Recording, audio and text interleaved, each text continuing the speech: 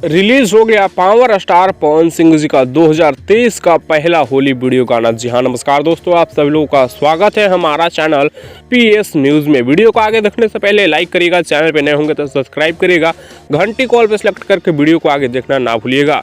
दोस्तों बता दें कि आज सुबह 7 बजे wave music official YouTube channel पर पावर स्टार पवन सिंह जी का इस साल का यानी 2023 का पहला होली वीडियो गाना रिलीज कर दिया गया है, जिस गाने का नाम है रंग ठोपे ठोप, जो कि काफ़ी ज़बरदस्त सॉन्ग है। दोस्तों आप लोगों के जानकारी के लिए बता दें, इस गाने को पावर स्टार पवन सिंह जी के साथ शिवानी सिंह गाई हैं।